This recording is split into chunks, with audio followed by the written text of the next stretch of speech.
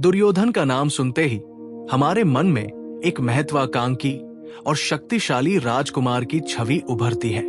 उनका वास्तविक नाम सुयोधन था, जिसका अर्थ है अच्छा योद्धा। लेकिन उनकी प्रकृति और कार्यों के कारण उन्हें दुर्योधन कहा जाने लगा। दुर्योधन अत्यंत बुद्धिमान थे और राजनीति की गहरी समझ रखते थे। उन्होंने कूटनीति और कौशल में विशेष शिक्षा प्राप्त की थी। दुर्योधन की शारीरिक बनावट बेहद प्रभावशाली थी। वे लंबे, सुंदर और मजबूत शरीर वाले थे। उनकी आवाज में गहराई थी, जो एक राजा के लिए आवश्यक थी। जब वे बोलते थे तो लोग उनकी बात सुनने के लिए विवश हो जाते थे।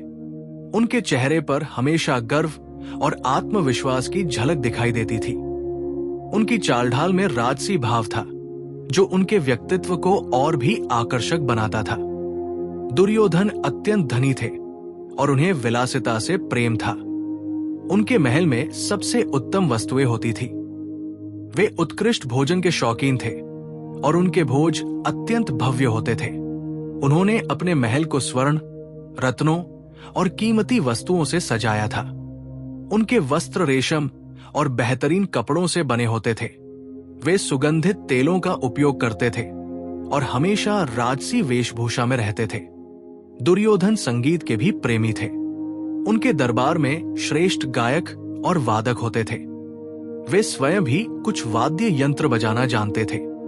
शास्त्रीय कलाओं में उनकी गहरी रुचि थी।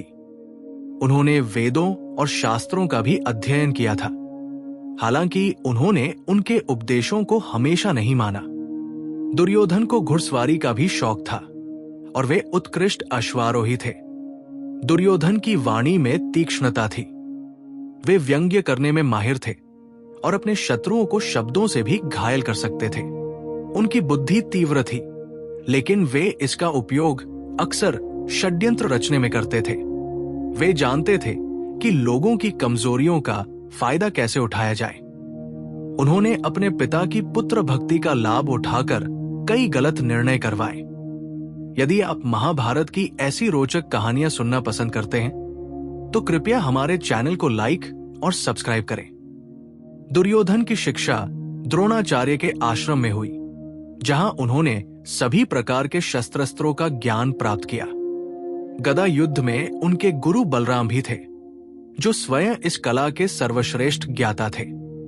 बलराम ने दुर्योधन को गदा युद्ध की सभी बारीकियां सिखाई। दुर्योधन इतने मेहनती छात्र थे कि वे रात दिन अभ्यास करते रहते थे। उन्होंने गदा युद्ध में ऐसी निपुणता हासिल की कि केवल भीम ही उनका मुकाबला कर सकते थे। दुर्योधन ने कृपाचार्य से भी शिक्षा ली, जो धनुर्विद्या और शास्त्र ज्ञान के महान गुरु थे। कृपाचार्य ने उन्हें राजधर्म के बारे में भी सिखाया। दुर्योधन ने विभिन्न प्रकार के धनुष बाण चलाना सीखा।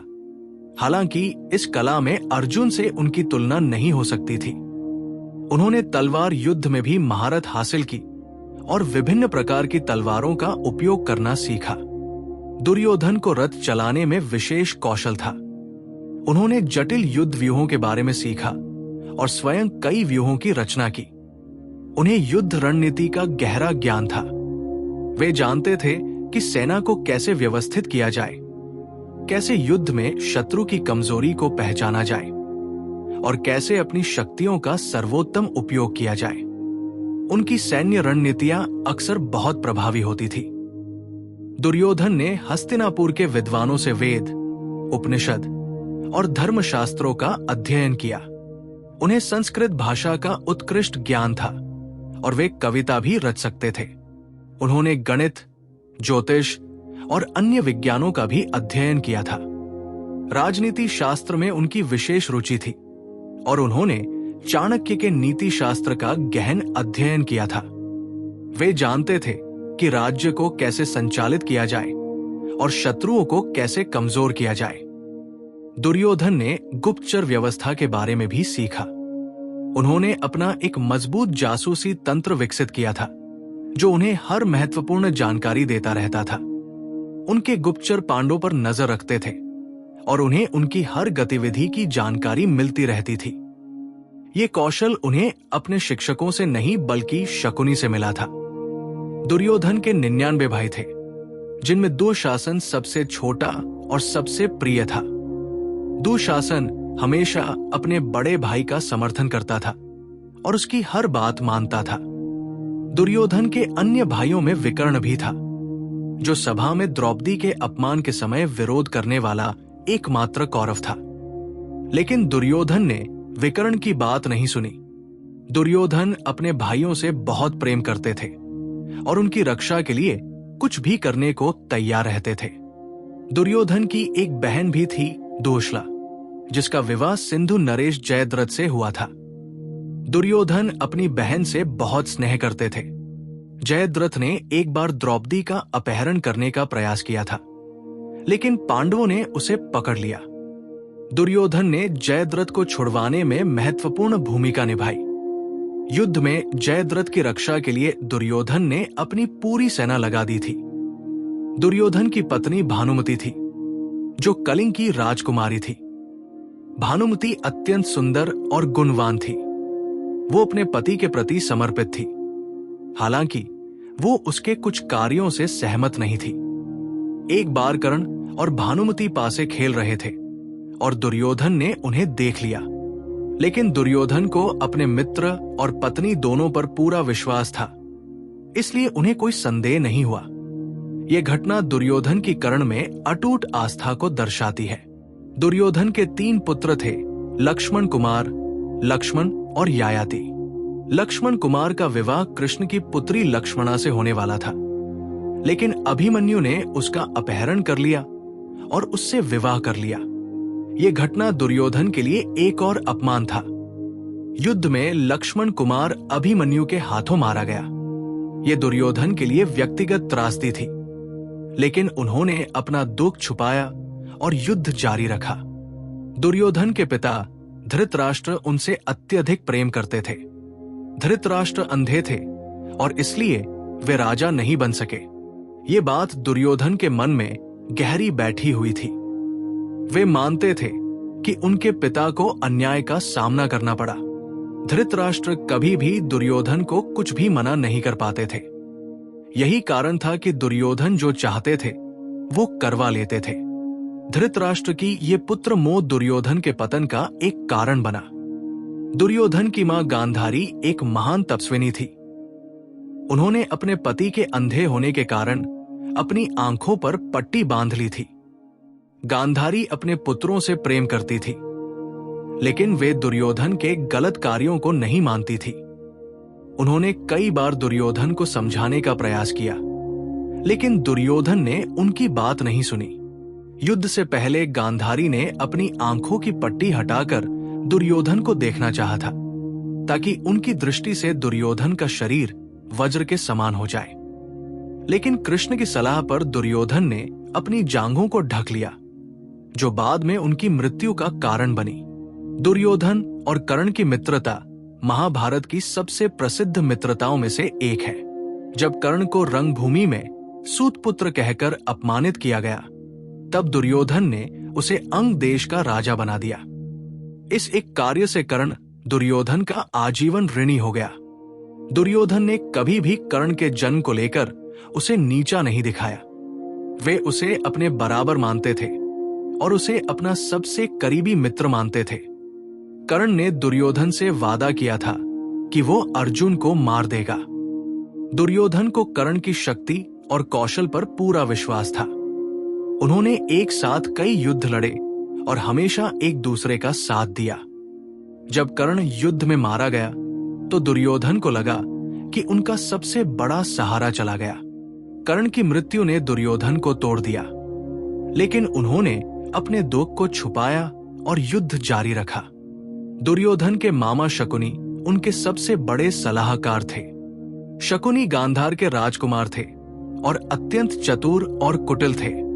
उन्होंने दुर्योधन के मन में पांडवों के प्रति नफरत को और बढ़ाया। शकुनी ने ही जुए के खेल की योजना बनाई थी। उनके पास जादुई पासे थे जो उनकी इच्छानुसार चलते थे। शकुनी का असली उद्देश्य कुरु वंश का विनाश करना था, क्योंकि उन्हें लगता था कि भीष्म ने उनके परिवार के साथ अन्याय किया था। दुर्योधन के सहयोगियों में शल्य भी थे, जो मद्र देश के राजा थे। शल्य कृष्ण के मामा भी थे, लेकिन वे युद्ध में कौरवों के पक्ष में लड़े। दुर्योधन ने शल्य को अपने पक्ष में करने के लिए उन्हें शानदार आतिथ्य प्रदान किया था। शल्य एक महान योद्धा थे और कर्ण के रथ के सारथी बने। हालांकि कृष्ण की योजना के अनुसार शल्य ने कर्ण का मनोबल गिराने का काम किया। अगर आपको यह कहानी रोचक लग रही है तो कृपया लाइक करें और हमारे चैनल को सब्सक्राइब करना न भूलें। अश्वत्थामा द्रोणाचार्य का पुत्र था और दुर्योधन का मित्र। अश्वत्थामा अत्यंत शक्तिशाली था और उसके पास दिव्य अस्त्र थे। वो अमर था क्योंकि उसके माथे पर एक मणि थी। दुर्योधन और अश्वत्थामा बचपन से ही मित्र थे। दुर्योधन की मृत्यु के बाद अश्वत्थामा ने प्रतिशोध लिया और पांडव पुत्रों को मार डाला। हालांकि ये एक अधर्म था। कृतवर्मा और कृपाचार्य भी दुर्योधन के विश्वास पात्र सहयोगी थे। ये तीनों अश्वत्थामा, कृतवर्मा और कृपाचार्य युद्ध में बचे रहे और दुर्योधन के अंतिम क्षणों में उनके साथ थे। इन तीनों ने ही पांडव शिविर पर रात में हमला किया था, जो युद्ध के नियमों के विरुद्ध था।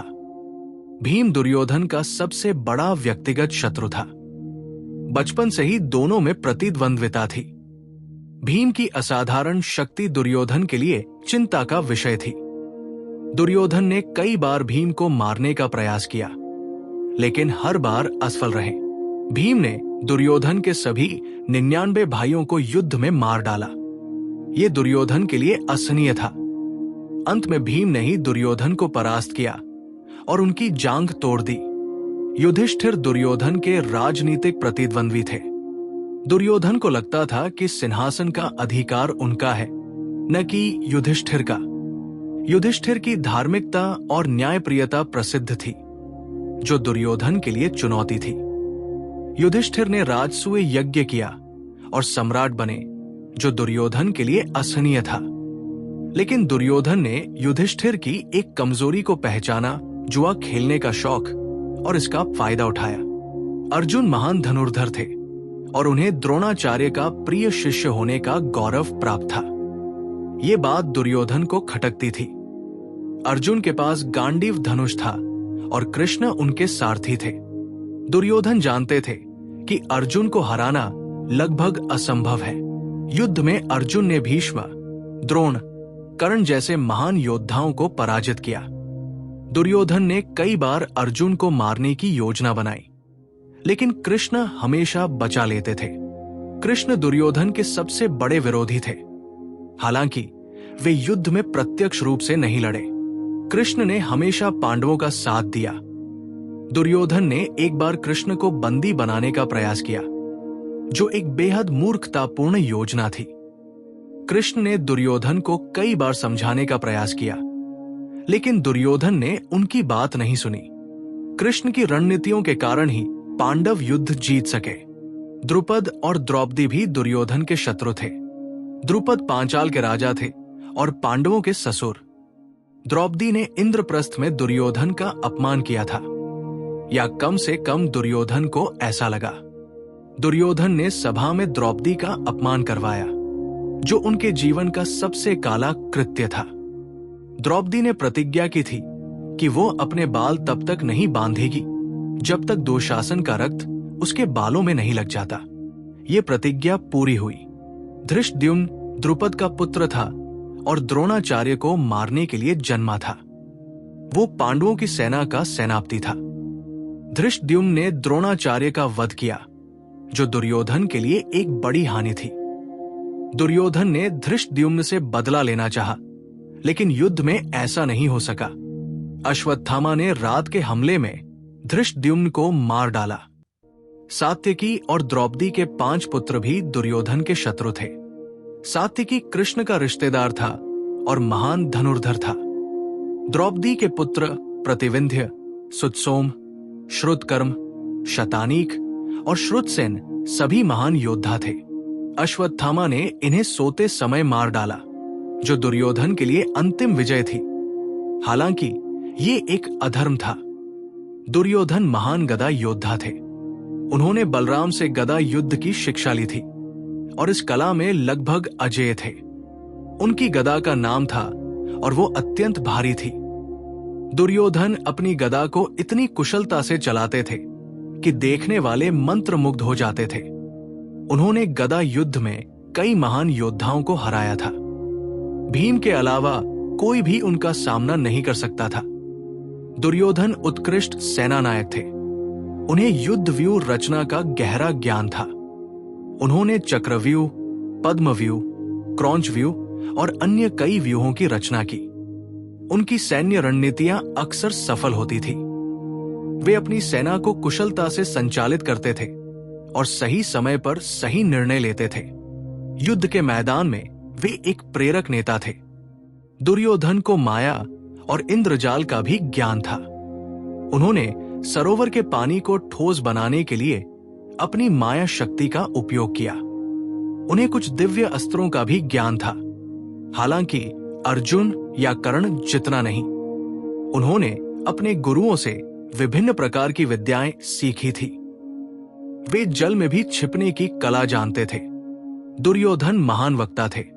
वे अपनी बात रखने में अत्यंत कुशल थे। उन्होंने अपने पिता को कई बार अपनी बातों से मना लिया। सभा में भी वे अपनी बात प्रभावशाली तरीके से रखते थे। उनकी वाणी में इतनी शक्ति थी कि लोग उनकी बातों में आ जाते थे। उन्होंने अपने वाक्चातुर्य से कई राजाओं को अपने पक्ष में किया। दुर्योधन उत्कृष्ट प्रशासक थे। उनके शासनकाल में हस्तिनापुर समृद्ध था। उन्होंने अपने राज्य का विस्तार किया और कई छोटे राज्यों को अपने अधीन किया।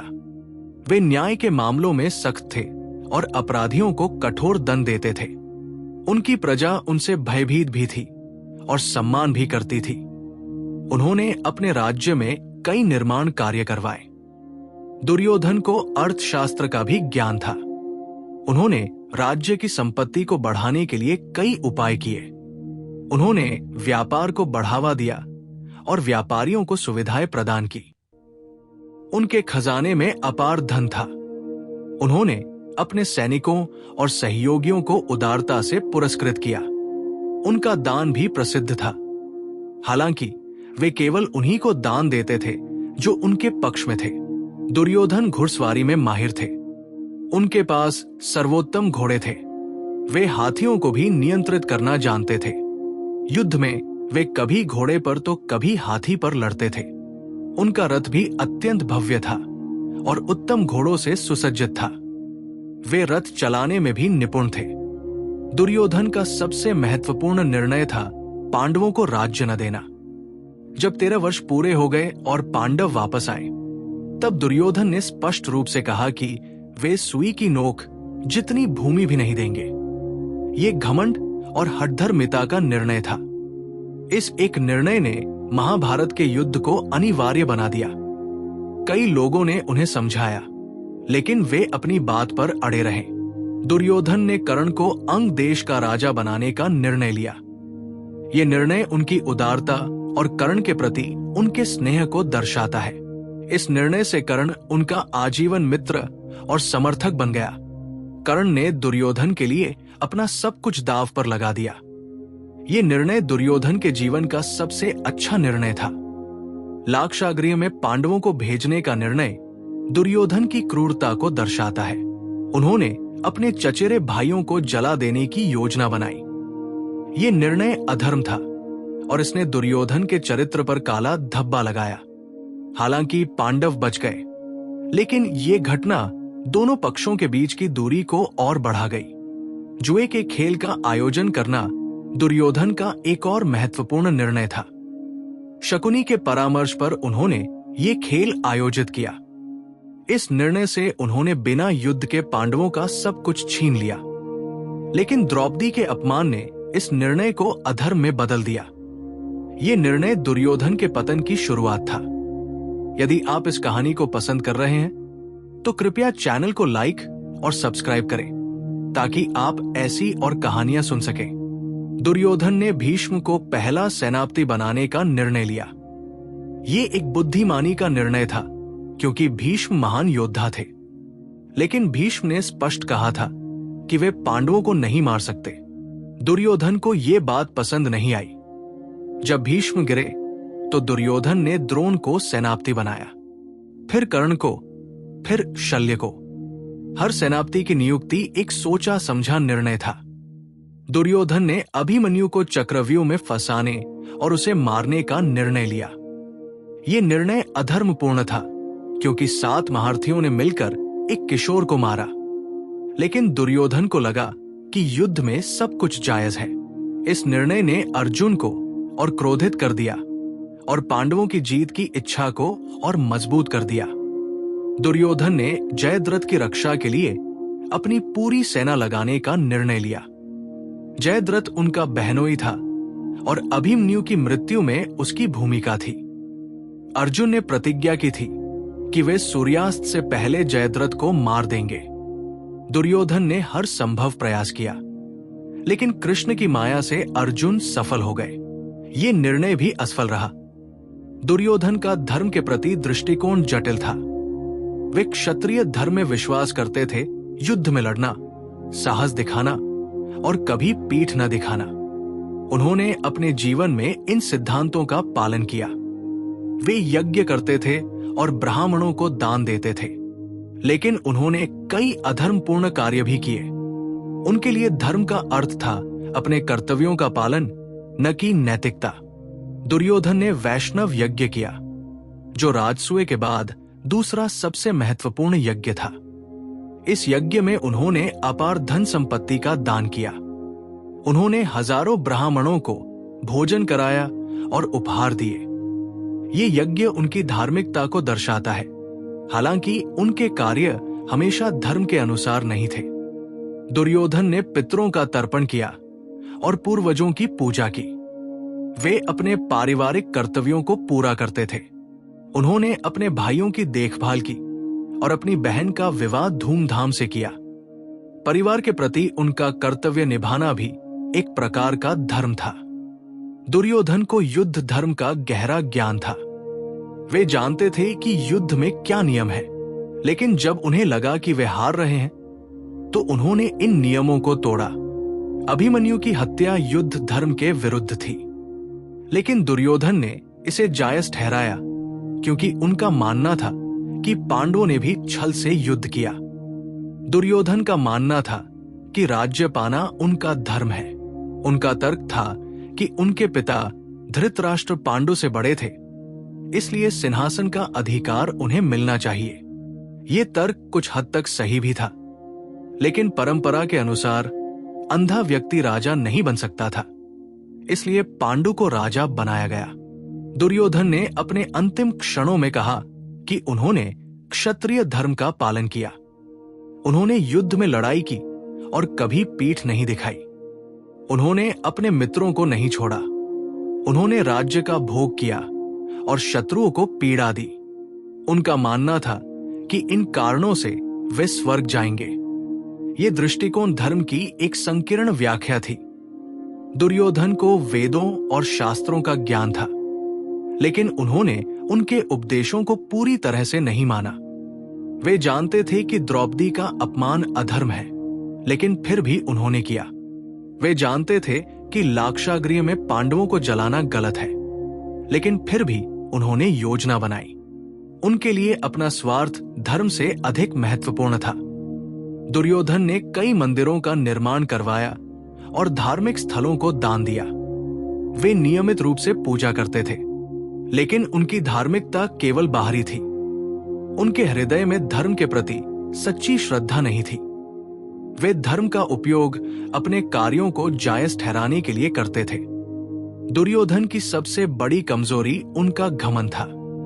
वे अपनी शक्ति और संपत्ति पर अत्यधिक गर्व करते थे। ये घमंड उन्हें अंधा बना देता था। वे मानते थे कि वे सबसे अच्छे हैं और कोई भी उन्हें हरा नहीं सकता। ये अहंकार उनके पतन का मुख्य कारण बना। ईर्ष्या दुर्योधन की दूसरी बड़ी कमजोरी थी। वे पांडवों की किसी भी सफलता को सहन नहीं कर पाते थे। जब भी पांडवों को कुछ अच्छा मिलता, दुर्योधन जल उठते। इंद्रप्रस्थ का वैभव देखकर उन्हें इतनी ईर्ष्या हुई कि उन्होंने जुए का खेल आयोजित किया। ये ईर्ष्या उन्हें शांति से नहीं रहने देती थी। दुर्योधन हठी थे। जब एक बार वे कुछ ठान लेते तो किसी की नहीं सुनते थे। भीष्म, द्रोण, विदुर, गांधारी सभी ने उन्हें समझाने का प्रयास किया, लेकिन वे अपनी जिद पर अड़े रहे। ये हठधर्मिता उन्हें लचीला नहीं बनने देती थी। वे समझौता करना नहीं जानते थे। दुर्योधन अपने पिता के प्रेम का अनुचित फायदा उठाते थे। धृतराष्ट्र अपने पुत्र से इतना प्रेम करते थे कि वे कुछ भी मना नहीं कर पाते थे। दुर्योधन इस कमजोरी को जानते थे और इसका दुरुपयोग करते थे।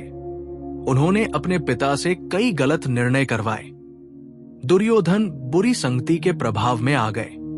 शकुनी ने उनकी कमजोरियों को पहचाना और उन्हें और बढ़ाया। दुशासन ने हमेशा उनका साथ दिया, चाहे वे सही हो या गलत। कर्ण ने अपनी वफादारी में कभी उन्हें गलत कार्यों से नहीं रोका। ये संगति उन्हें गलत रास्ते पर ले गई। दुर्योधन में धैर्य की कमी थी। वे तुरंत परिणाम चाहते थे। उन्हें इंतजार करना पसंद नहीं था। यही कारण था कि उन्होंने पांडवों को लाक्षागृह में जलाने जैसे तत्काल उपाय अपनाए। अगर वे धैर्य रखते तो शायद बेहतर समाधान निकल सकता था। दुर्योधन अत्यधिक महत्वाकांक्षी थे। उन्हें सिर्फ राजा बनना नहीं था, बल्कि सर्वश्रेष्ठ राजा बनना था। उन्हें सिर्फ शक्ति नहीं चाहिए थी, बल्कि सर्वाधिक शक्ति चाहिए थी। ये अत्यधिक महत्वाकांक्षा उन्हें संतुष्ट नहीं होने देती थी। वे हमेशा और अधिक चाहते रहते थे। दुर्योधन में आत्मचिंतन की कमी थी। वे कभी अपने कार्यों पर विचार नहीं करते थे। वे कभी नहीं सोचते थे कि वे गलत हो सकते हैं। उन्हें लगता था कि वे जो भी करते हैं वो सही है। ये आत्मचिंतन की कमी उन्हें अपनी गलतियों से सीखने नहीं देती थी। दुर्योधन भावनाओं से अधिक निर्णय लेते थे। उनके निर्णय अक्सर क्रोध, ईर्ष्या या घमंड से प्रेरित होते थे, न कि बुद्धि से।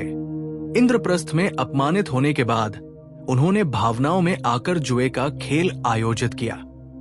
ये भावनात्मक निर्णय उनके लिए घातक साबित हुआ। युद्ध के 18वें दिन दुर्योधन अकेले रह गए थे। उनके सभी भाई मारे जा चुके थे। भीष्म, द्रोण, कर्ण, शल्य सभी महान योद्धा चले गए थे। दुर्योधन को एहसास हो गया कि युद्ध हार गया है, लेकिन फिर भी उन्होंने हार नहीं मानी। ये उनके साहस को दर्शाता है। दुर्योधन एक सरोवर में छिप गए। उन्होंने अपनी माया शक्ति से पानी को ठोस बना दिया। वे थके हुए थे और घायल भी। उन्हें आराम की जरूरत थी। लेकिन एक शिकारी ने पांडवों को बता दिया कि दुर्योधन कहाँ है। यह दुर्योधन के लिए दुर्भाग्य था। युधिष्ठिर ने दुर्योधन को कायर कहा और बाहर आने के लिए कहा। दुर्योधन का अहंकार फिर जाग उठा। वे कायर कहलाना सहन नहीं कर सके। उन्होंने कहा कि वे राज्य छोड़कर जाने को तैयार हैं, लेकिन पांडवों ने यह प्रस्ताव ठुकरा दिया। युधिष्ठिर ने उन्हें गदा युद्ध की चुनौती दी। दुर्योधन ने चुनौती स्वीकार कर ली। उन्हें अपने गदा युद्ध कौशल पर पूरा विश्वास था। वे जानते थे कि तकनीकी रूप से वे भीम से बेहतर हैं, लेकिन उनका शरीर थका हुआ था और वे घायल भी थे। फिर भी उन्होंने हिम्मत नहीं हारी। गदा युद्ध शुरू हुआ। ये एक भयंकर और लंबा युद्ध था। दुर्योधन अपनी पूरी कुशलता से लड़ रहे थे। भीम अपनी पूरी शक्ति से। कोई भी जीत नहीं पा रहा था।